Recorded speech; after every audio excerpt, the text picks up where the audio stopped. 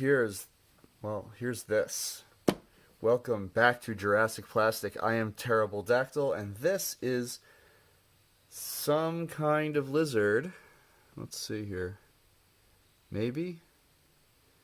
Oh, Mosasaurus, right. Yeah, this is the 1990 Carnegie Collection Mosasaurus, and it is quite a thing. Never was really my favorite, for obvious reasons, but it has its charm. Okay, we get it. This is totally inaccurate, but does it have any redeeming qualities at all? Let's take a look at this. Let's take a look at the accuracy issues. Maybe we should talk about what is accurate. I don't know. And I wanted to start off by mentioning a quote by the sculptor of this model, Forrest Rogers. And she's an incredible sculptor, I think, in my opinion. She not only sculpted this, she also sculpted this. So I don't want to question her credentials.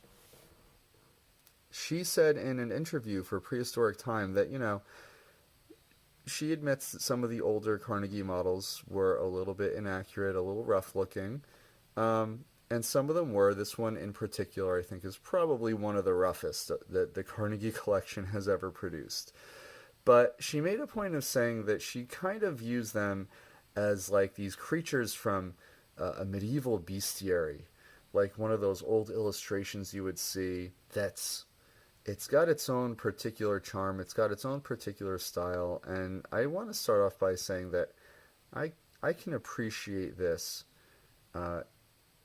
as a bestiary creature, as sort of like, I don't want to even say an old school depiction of Mosasaurus, because I don't even know that this is old school. I think it's really just inaccurate. So let's start with some of the inspirations behind it. I think the first thing people are going to notice who are used to modern mosasaurs is the fringe. So mosasaurs used to be depicted with a fringe like this, and that is due to a mistake that the paleontologist Sam Williston made in the late 1800s, where he found the trachea rings, cartilage, of a mosasaur called Platycarpus, sort of displaced up to the back of the head and along the back, and he interpreted that as some kind of a soft tissue feature. Now, that mistake was actually caught pretty early on. Henry Osborne at the Museum of Natural History found a similar thing with Tylosaurus and realized what was really going on, that was actually the trachea. Nevertheless, he instructed Charles R. Knight, the famous paleo artist, to depict Platycarpus with a fringe like this, because he had read about that in Williston's work and didn't really have enough evidence to question it. Maybe that one did really have a fringe. I don't know. This was known to be inaccurate pretty early, and Charles Knight actually went back and corrected his art, but by then, a couple years later, it was too late, and this had become one of the first paleo art memes, which stuck around evidently until 1991 when this model was released. Now, it's interesting to note that this fringe is not really similar to the one that Charles Knight was giving his mosasaurs in the early 20th century. It's actually kind of similar to the jagged, sort of pointy fringe that an artist named Heinrich Harder painted on some of his mosasaurs a little bit later. And the overall pose and sort of like aspect with this sort of twisty tail and the fins just kind of sticking out to the side remind me of Heinrich Harder's art more than Charles R. Knight. I don't know if that was a source or that was intentional or what, but there you go. That's the fringe. The skull is just weird. I don't recall ever seeing a mosasaur skull quite like this with this little bump on it. It almost seems like it could be based on a whale skull or like Basilosaurus or something like that. It's a very, very strange looking skull for a mosasaur. Um, I I do like all of the wrinkly little details around here, like I said, in a medieval bestiary kind of way, because I can't imagine a streamlined aquatic animal having something like this on its neck, like these little turkey pouch things, whatever they are. Doesn't look very streamlined, and especially with the big chunky scales. We now know that mosasaurs had very, very small, smooth, overlapping scales, very much like a snake. I don't think they'd even be evident on this at this scale. Not like these wide, broad, croc-like scoots on the bottom and these big lumpy things all over.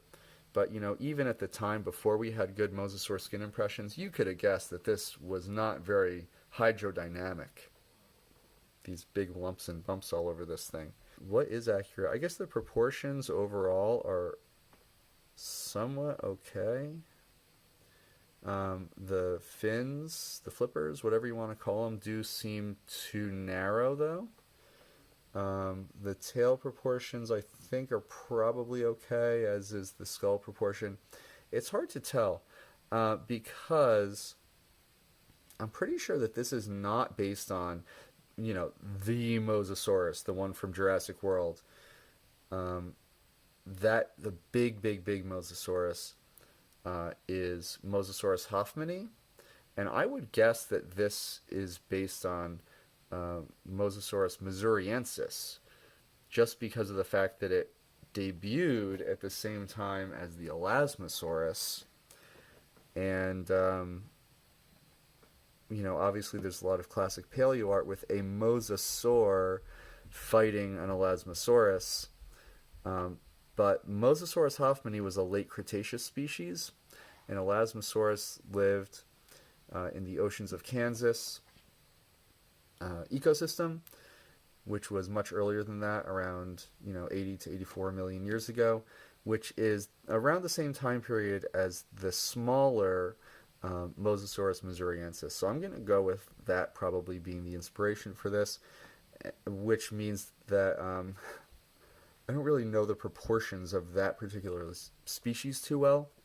I don't know if it's really that well represented compared to some of the other mosasaurs that we know of. So the proportions I can give a pass on a little bit. So it is a little bit small in size. To give you an idea of the scale, I'm going to bring out my trusty Marx caveman there. And you can see that even at 140 scale, this would represent kind of a smallish mosasaur. Once again, here's the later 2007 Tylosaurus, just so you can see the very, very substantial size difference here. And obviously at 140, a large Mosasaurus species would be this size or larger. And here we've got the CollectA Mosasaurus, which is a little bit more up to date, and I think probably represents Mosasaurus hoffmanni. And you can see it's got the wider flippers, flatter skull, tail fluke, and yeah. But even the execution of the model, I think, even by the standards of the time, is a little bit crude. Just in terms of the texturing, the texture reminds me more of some of the factory retooled Carnegie models that were coming out around that time. And I have to wonder if they retooled this at the factory, or how much of this is the original sculpt. Just because there are, if you look at some of the catalog pictures in the collector's guides, images of a smooth-skinned Mosasaurus that's very shiny looking, a lot sleeker looking, with a slightly brighter paint job than this. Now, I'm assuming that's a prototype, but I made that same assumption about that spotted T-Rex, and, well, look what Deltadromius found and displayed on his recent unboxing video. that thing exists. So maybe someday the smooth-skinned Mosasaurus will turn up.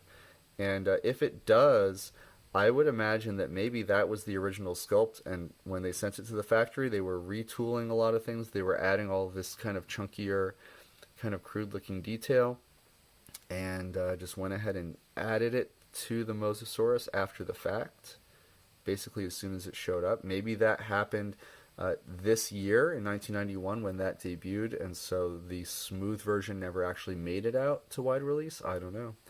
But I'd love to have a smooth version of this in my collection because I think it would look a lot more realistic. It would look a lot more like the remake.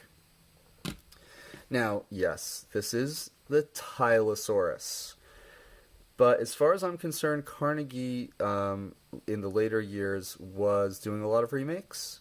And I have to think that when they went to remake the Mosasaurus, they said, you know what, rather than just remake it, let's make something extremely similar, a very similar species, and just tweak it so that it's a different species. So this is obviously specific to Tylosaurus, but I just wanted to point out that it's at least, the very least, the spiritual successor to the old Carnegie Mosasaurus.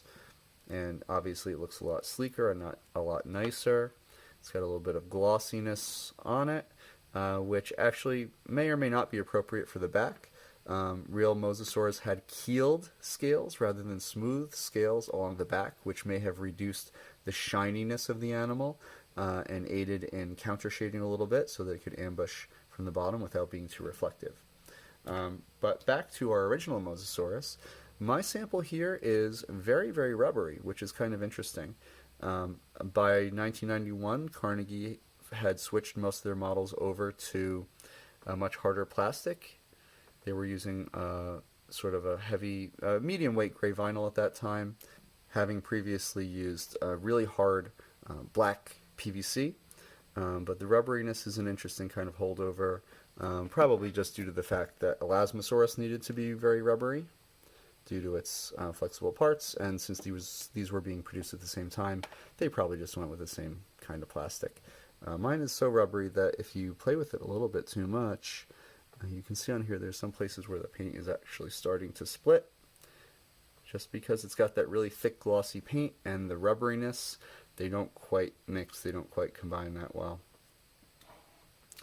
Well, I don't know how much more I can say about this. It really speaks for itself, but it's an interesting entry in the Carnegie line. It's, you know, kind of an early attempt at doing something a little different. It was one of the first marine reptiles in the Carnegie line, so from that standpoint, it does have, you know, a certain charm to it as some kind of weird bestiary creature. So there you have the Carnegie Collection Original Mosasaurus. And as always, this is Terrible Dactyl from Jurassic Plastic, signing off and reminding you to hit the subscribe button, especially if you'd like to see more videos like this one. So see you next time.